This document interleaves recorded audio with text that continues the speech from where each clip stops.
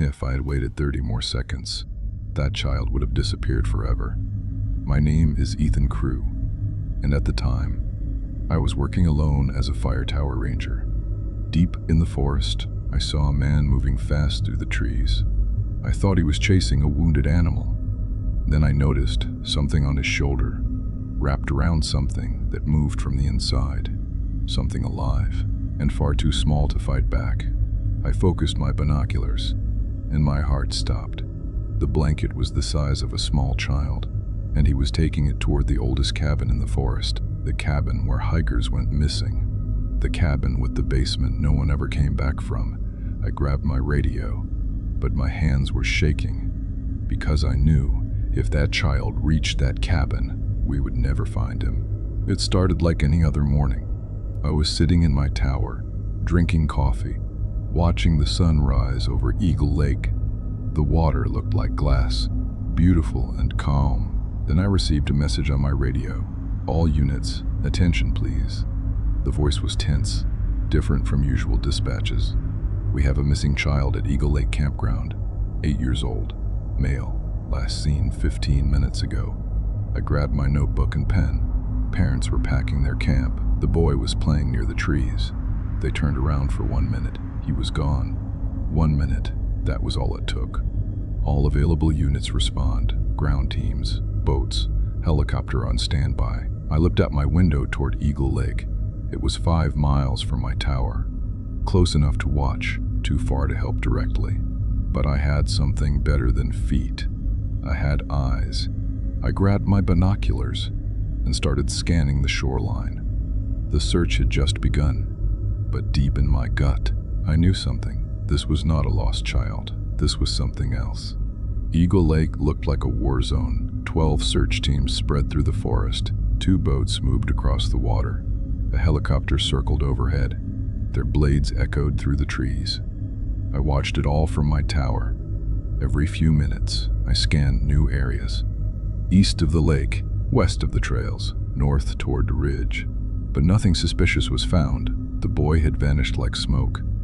I heard radio chatter non-stop, teams calling coordinates, dispatchers updating maps, parents being interviewed at the campground. The father's voice broke through once, screaming, begging, calling his son's name. I turned down the volume. I could not listen to that, not while I had a job to do. The sun moved higher, hours passed. Hope started fading. Then, at 3:48 p.m., I saw something. A man near the old logging road, moving fast. Too fast for a normal hiker. I adjusted my binoculars and focused. A chill ran through my veins. He was at least 2 miles from any marked trail. Not hiking, not camping, just walking fast. Almost running. I kept my binoculars locked on him. He looked completely normal in jeans and a dark jacket. Nothing special, but his movements were wrong. He kept looking back over his shoulder, checking if someone was following. Then I saw his shoulder. He carried something wrapped in a gray blanket. The shape was wrong. Too small for camping gear. Too long for a backpack. I zoomed in closer. The blanket moved. Just a little. Just once. Like something inside was shifting position. My hands started sweating. I told myself it could be anything. Supplies, food, maybe even an injured animal he had found. But animals do not get carried in blankets. Animals do not move like that. I checked the coordinates. He was heading north, away from the search area, away from the lake, toward a part of the forest I knew well. The part of the forest with no trails, no campsites, no reason for anyone to go there. Except for one thing, an old cabin, the one hikers whispered about, the one rangers told each other to avoid. I grabbed my radio, North Watchtower to command. Do you copy? My voice sounded calm. My hands were not. Command here. Go ahead, North Watch. I took a deep breath. I have a visual on a male subject heading north from Eagle Lake, carrying something wrapped in a blanket, and the blanket just moved. Silence on the radio for 3 seconds. Felt like 3 hours. Copy that, North Watch. Can you confirm it is a child? I cannot confirm, but his location is wrong. He is 2 miles off any trail. and moving away from the search area. Then the radio fell silent. Then a new voice came over the radio, sharper, filled with authority. "This is the search coordinator. North Watch, describe his direction." "Heading toward the old logging road, toward the ridge." "Toward." I stopped. "Toward where, North Watch?" I did not want to say it, but I had to. "Toward the old cabin, the one near Black Creek." The radio went quiet again. This time, I knew why. Every ranger knew about that cabin. Every search team heard the stories. People went in, they did not come out. North Watch, maintain visuals. Do not lose him. Teams are redirecting now. I watched the man disappear behind a ridge. My heart pounded. I had to relocate him immediately. I lost him for 3 minutes. 3 minutes. That felt like 3 years. I scanned every gap between the trees, every shadow along the ridge. Yet I found nothing. My radio buzzed with questions I could not answer. "North Watch, do you still have eyes on the subject?" "Negative.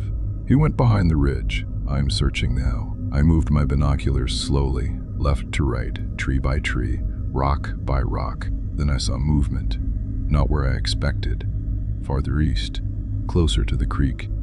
He had changed direction, like he knew someone was watching.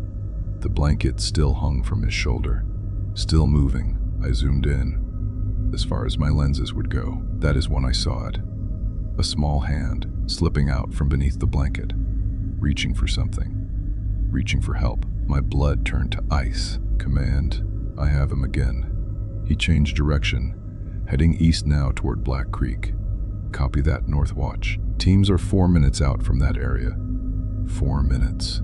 I watched the man move faster, almost running now, like he knew time was running out. The hand under the blanket stopped moving. I did not know if that was good or bad. I just kept watching, kept talking, kept praying. "Command, he is approaching the creek. If he crosses it, he reaches the old cabin in less than 10 minutes.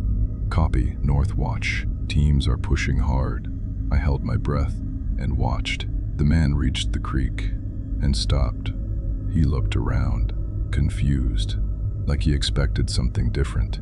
I watched him scan the tree line, back and forth, searching for something. Then I realized he was looking for the crossing point, the shallow part, where he could walk across without getting wet. But the creek had changed since last season. Recent rains had carved new paths. The old crossing was gone. He started moving along the bank, frantic now, looking for another way. The blanket shifted on his shoulder. That small hand appeared again. Still, too still. "Command, he is at the creek, cannot find a crossing. He is moving north along the bank." "Copy, North Watch. Teams are 90 seconds out. Can you see his face?" I adjusted focus, tried to zoom past the trees, past the shadows. Then he turned, just for a second, just long enough. I finally saw his face, and it was ordinary and plain. The kind of face you pass on the street and forget immediately. But his eyes were not ordinary. They were empty, cold, like something behind them had died a long time ago. "Command, I have a visual on his face. Uploading. Description now." Then I heard it. Engines, voices, shouting. 3 trucks burst through the trees. Police, rangers, search teams. The man froze, looked at the trucks, then the creek, and finally at the blanket on his shoulder. He dropped the blanket and ran. The blanket fell to the ground. It did not move. 2 officers caught him at the tree line. He did not fight, did not run, just stopped and stared at the ground, like something inside him had switched off. They put him on the ground, handcuffed him, checked him for weapons. I watched from my tower, binoculars shaking in my hands. Then I looked at the blanket.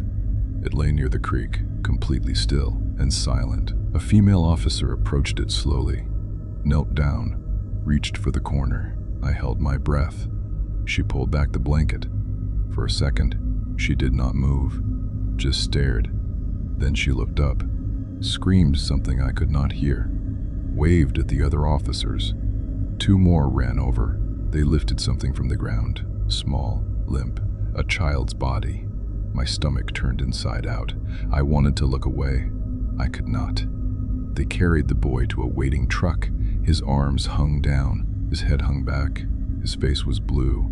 I thought he was dead. Then his arm moved. Just a twitch, just a finger. I grabbed my radio. Command. The boy moved. He is alive. There was a brief silence. Then a low, unsteady voice answered. Copy, North Watch. He is alive. Barely. I put down the binoculars, sat on my chair, shook for 5 minutes straight. They took the man to the county jail. I did not go. I stayed in my tower, watched the lake turn dark, watched the search teams pack up and leave, but I heard the details later from a ranger who was there. The man had been working at the campground for 3 weeks. Maintenance. Odd jobs. Friendly with everyone. Parents trusted him. Kids liked him. He had watched the family for 2 days, learned their routine, learned when parents got distracted, when the boy played alone near the trees. That morning he approached the boy and told him he had spotted a baby deer in the woods, asking if he wanted to see it. And the boy followed him. 1 minute was all it took. They walked for hours, deeper and deeper into the forest. The boy got tired, scared, started crying. The man wrapped him in a blanket, carried him the rest of the way, toward the cabin, toward what waited inside. When police asked why he did it, he smiled, just smiled, did not say a word. 3 days later, they searched his apartment. They found dozens of photographs, images of other children taken at different campsites, in different forests. He had been doing this for years. He just never got caught before. I asked about the cabin, the one near Black Creek, the one he was heading toward. The ranger looked at me, did not answer right away. Finally, he said 3 words. Do not go there. I asked why. He said police searched it 2 days later, found things they would not describe, found things that made seasoned officers quit their jobs. I asked what kind of things. He told me the basement contained chains, tools, and walls covered in photographs of children. Dozens of them, some still alive, some not. I asked if they found bodies. He stood up, walked to the door, looked back at me. Some things are better left in the dark, Ethan. He left. I never asked again, but I think about that cabin every night, about what waited inside, about how close that boy came to entering it. If the man had crossed the creek 5 minutes earlier, the boy would have reached that basement. If I had not seen him from my tower, the boy would have reached that basement. If I had looked away for 1 second, the boy would have reached that basement.